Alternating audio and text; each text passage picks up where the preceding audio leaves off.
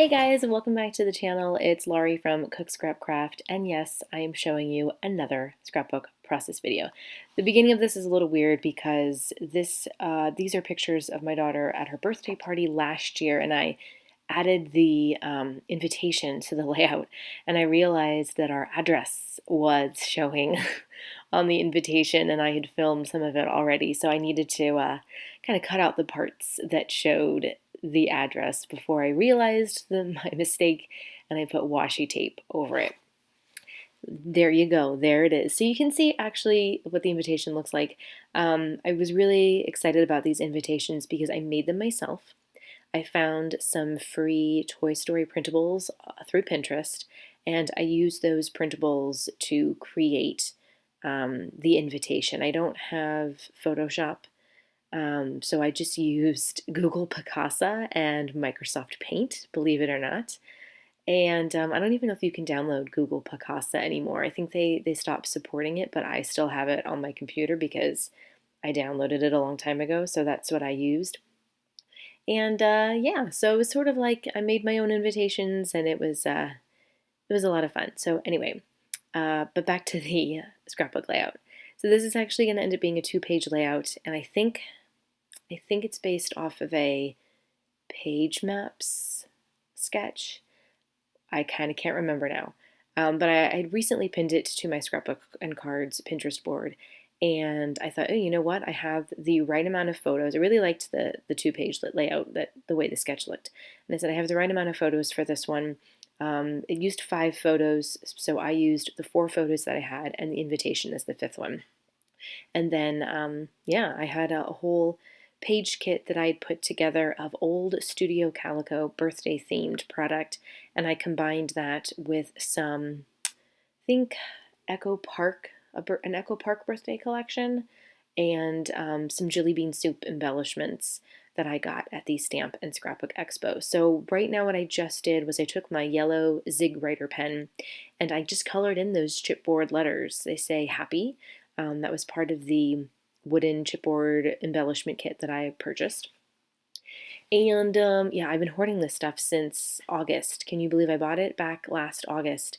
And I saved it because I knew I wanted to use it to scrapbook my daughter's birthday photos from 2019. So I haven't. I bought this stuff at Stamp and Scrapbook Expo in August, and I just now broke it out. That's pretty impressive for me to not like want to use not want to use everything so quickly.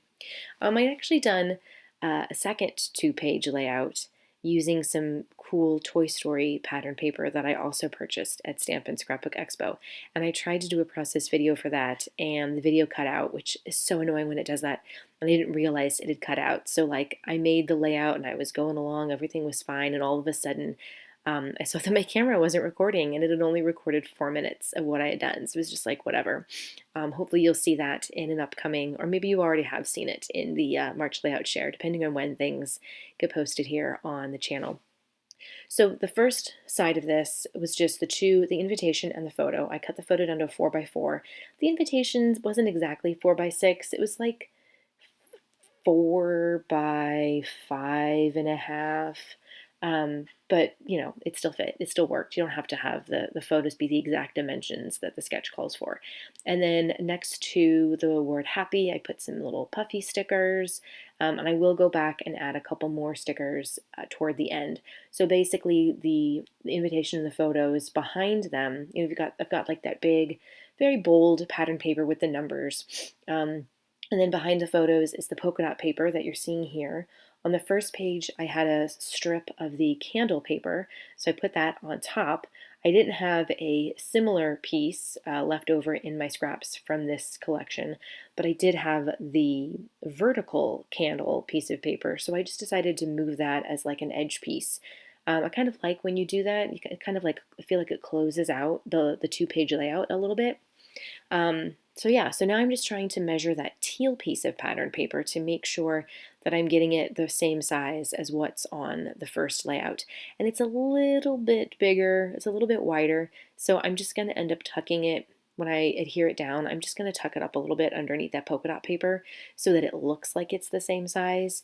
because I like my things to match as much as possible so that it looks like it's still going across the page. So that was really easy to do. If you ever are like, you can't get something like, it's like an eighth of an inch or whatever, and I don't think my cutter's not very good at, or the ruler I have isn't very good at measuring the small increments.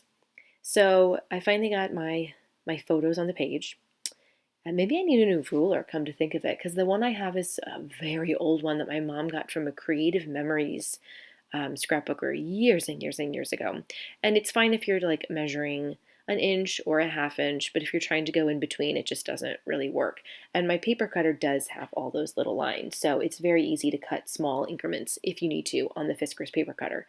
But to measure it first off is a little tricky. So here I'm just adding some extra embellishments. The photos are of my daughter eating pizza and then eating the cake that I made her, which was a Buzz Lightyear cake.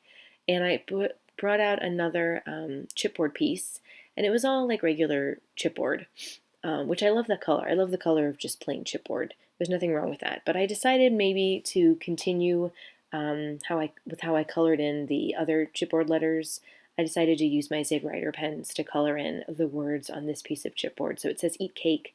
I did eat in blue and the cake in red, and then I'm going to use yellow to color in around those letters. And what I was trying to do here was just kind of create an embellishment cluster. There's another sticker that I have that's going to go above it that says eat cake.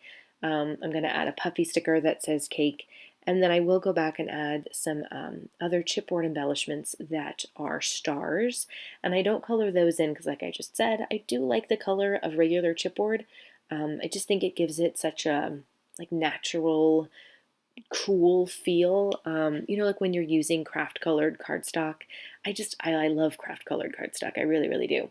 And it's because it's just like a natural, I don't know, cool feel. It just gives it a cool feel. So I think so. Anyway, but yeah, I'm gonna add a bunch of those stars to the second page and then go back and add some extra stars. Both the chipboard and the little puffy star stickers. I'm going to use all of those puffy star stickers to finish up this layout and finish up the puffy star stickers that I have left over. So it was kind of fun combining these collections, the crepe paper, the Echo Park, and the Jelly Bean Soup, just because it's neat to see how things that are not part of the same collection or even from the same manufacturer, it's just cool to see how they all go together. And I was running low on glue dots, so for these little very small wood chipboard embellishments, I'm just using my Eileen's tacky glue. It's a quick dry, clear tacky glue, and it has definitely served its purpose. I've had it for a really long time. I feel like it's never gonna run out. So yeah, it's a winner. I don't know. Some people have been using Nuvo glue, which I have on my list as something to purchase and try at some point. But right now I still have my tacky glue, and it's working just great. So I'll just keep using it. So that's kind of the layout. It's almost done. I do put a little bit, I don't even think I have some journaling on this one because the other 2-page layout that I made actually has the journaling. So this is just sort of a continuation of that one. So yeah, I don't add any journaling to it. I'm just going to continue putting in a little bit more of the embellishments, and then there'll be some close-ups. So I hope that this was a helpful video to you and inspiring to you as you scrapbook some of your birthday photos or whatever photos you have to scrapbook. So if you liked this video, give it a thumbs up, and if you want to see more scrapbook process videos, make sure to subscribe to my channel and follow me on the blog down below at the link below. All my social media links as well. I'd love to connect with you guys there. All right, happy scrapping!